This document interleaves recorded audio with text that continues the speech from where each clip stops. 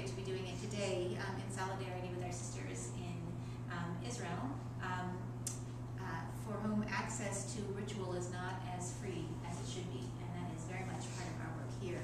And I'm honored that you're here to join us. And I'm going to hand it over to Rabbi Michelle Perlman. I'm just going to light the shamash, please. Okay. In case our daughters there are going to light the Hanukkah. And I'm going to hand it over to Sarah Gervis, who's going to come and light the Hanukkah for us. And we'll all bless together.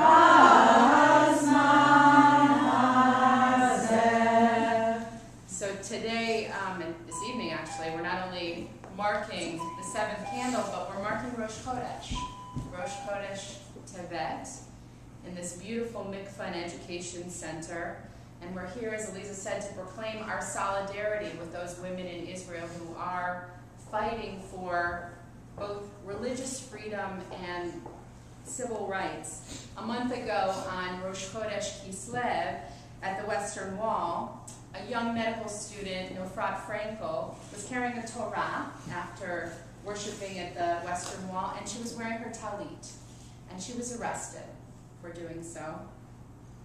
And as we celebrate Hanukkah, we also know that the holiday is about rededication, right? It's rededication of the temple in Jerusalem.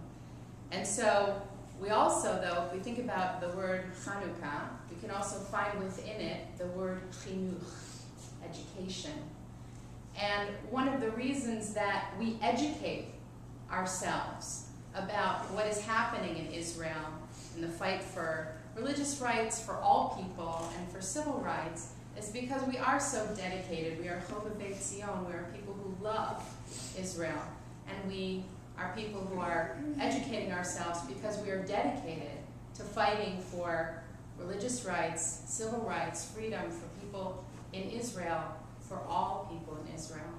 And so tonight we gather and we think about Nofrat Frankel. We also think about those who this extends. This is not something that's happening in a vacuum only at the Western Wall. This is something that is kind of going on throughout Israel. There are women who are riding Egged buses and have to give up their seats because men from certain streams of Judaism do not want to sit next to them, and so they have to move either to the front of the bus or sometimes to the back of the bus. This also happens on planes, on airplanes. Sometimes women have to get up and move because other folks don't want to sit next to them. Their presence is objectionable. And so those of us who love Israel, we dedicate, we educate ourselves, and we dedicate and even rededicate ourselves to the cause for a free and just homeland for our people, for all people. So invoking the spirit of the strong women of our tradition associated with Hanukkah. We were just talking about Judith, right? And Hannah. And we were talking about Nofrat Frankel and all of the women of the wall who gather every Rosh Chodesh to worship at the wall and then go to another place to read Torah because they're not free to do so at the wall.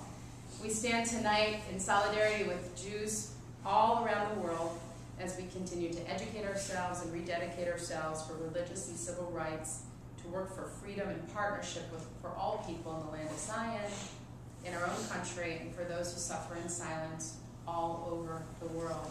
So I'm going to pass out a prayer, which is the prayer of the women of the wall, the women who gather every month. They gather not only in prayer, but also in civil action to break down the barriers, to fight to break down those barriers of discrimination.